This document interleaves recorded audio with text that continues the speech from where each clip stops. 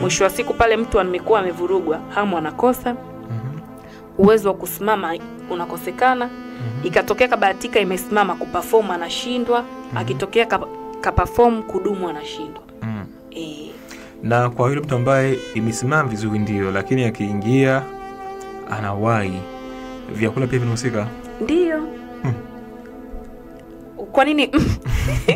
Vinahusika, yani mfumo wa chakula ndio support kubwa. Kwani tunavyosema kwamba zingatia sasa hiki na hiki na hiki, si yote ni lishe ili iwe vizuri.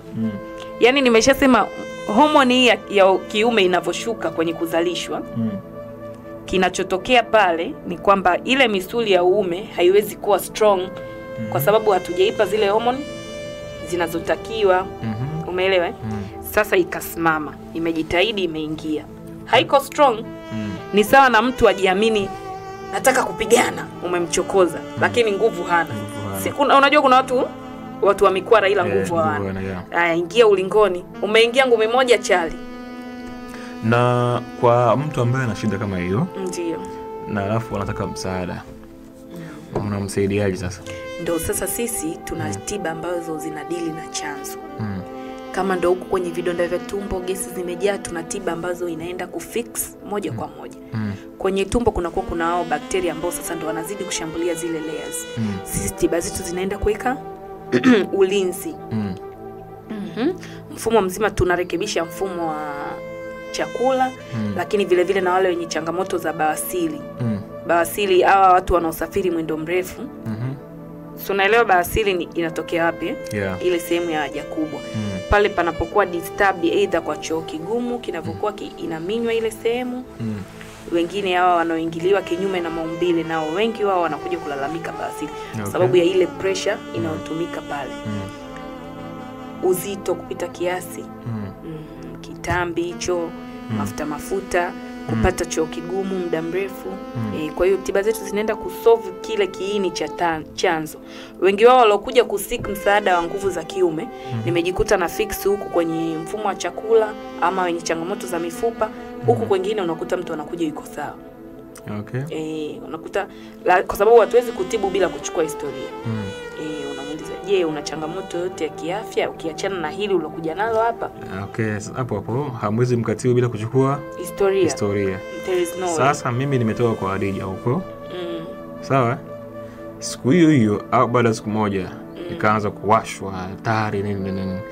Wanaume wengi wanategemea kwa mimi jana kwa Hadija. Unavochukua historia unacheza na psychology. Sisi hatu attack. Kwanza unamtengenezea mazingira rafiki ya yeye kufunguka. Mind yule amekuja kuseek help. Kwa hiyo nitauliza mara mwisho kufanya sex ni lini, kuwa muwazi. Atasema huyu ni mpenzi wako wa siku zote ama huyu ni mpya. Hii miwasho imeanza lini? Yaani unamwekea mazingira kwamba ajue haya yote ni kwa ajili ya nije nikusaidie. Wanafunguka sana.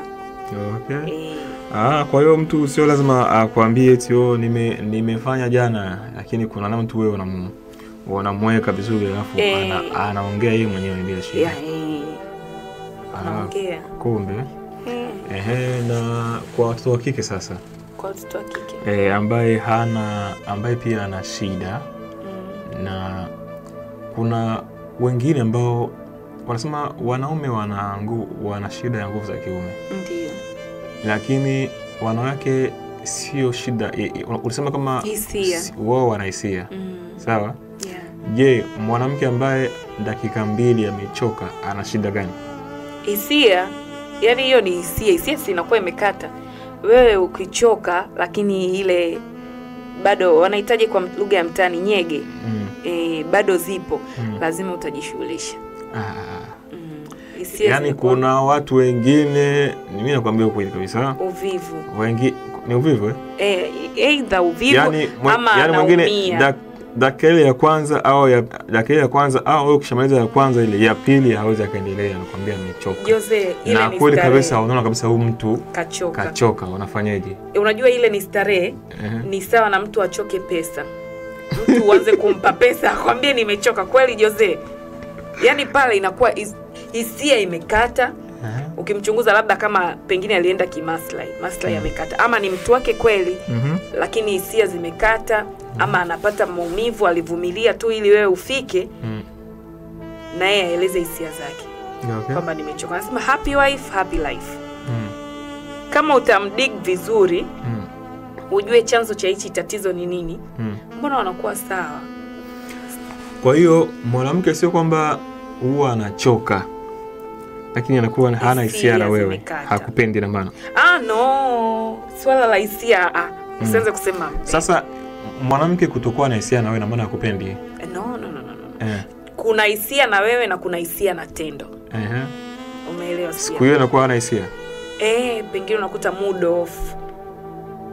Yaani amekuwa tu hivi. Unajua hiyo stress hormone inayokuambia kwamba inazalishwa, inakuwa inashusha ule uzalishaji wa, yani inaingilia system nyingi. Mtu ndo unakuta unakosa hamu, mwanamke hata ute unatoka. Si unaona mtaani watu wakiwa wana ile chekelea, mwanamke akicheka cheka huwa wanaambiwa anayege. Stress hormone haijazalishwa, ni kwamba mwili uko vizuri, kila kitu kipo hai kwenye nafasi yake. Akienda akipata ile huduma stahiki, unakuta anarudi kuwa normal. Yeah. Kwa hiyo hii kwamba mwanamke hana nguvu, ukienda mara moja amesha feli, break, amesha choka, ina maana kwamba sio kwamba ana shida, ni hisia tu. Hakuna kingine. Ama unakuta huku au anatuongopea, au pengine mtu hajaandaliwa vizuri. Sasa hapa kuna kukosa hisia ya tendo. Wengine anakosa vyote. Hisia ya tendo hana, hisia ya mtu hana. So, wanaume mnasema mkiwa na hisia hata chizi nyinyi mnaweza mkapita naye. Lakini ukishamwaga akili inarudi. Yes. Unakuta na yeye labda alikuwa na hisia ya tendo. Kafika akili yake ikarudi. Ampendi mtu mwenyewe na lile tendo lenyewe lishamridhisha basi. Kikubwa kwa mwanamke ni hisia. Kwa hiyo ndio maana unaweza kawa na John na ukamfikiria Isaac. Yeah. Ukiwa kwenye tendo. Na assume na hisia na tendo sio wewe. Lakini na mtu wangu ambaye nilishapenda.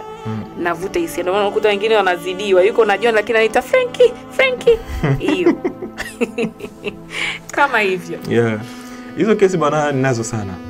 Hizo kesi hizo zipo sana kabisa. Sema tu simu yangu hapa ndo rekodi. Yaani nakwambia nilikuwa na mwanamke pale kwenye napeleka moto kinoma. Hajanitaja akataja mwanaume mwingine. Zipo sana. Haikusinya. Lazima yaani wewe msha. Hakuna mwanaume. Umeona sasa ambapo hiyo stress hormone iko very sharp, mwili ukiwa disturbed. Yeah. Yaani the moment kamtaja na yeye kule mjomba. Na inakuwa vipi ili wanawake mfikie hatua hiyo? Hatua ya kumtaja mwingine. Yaani unajua hisia nayo ni pembe la ng'ombe, halifichiki. Yaani love is naturally inatokea. Kama haipo kwako, hata utoe nini haipo tu. Kwa hiyo ni hisia tu zenyewe, mapenzi zenyewe. Ina maana kuna mtu alikuwa anampenda zamani alafu bado yupo naye, au wakaachana lakini bado wanapendana.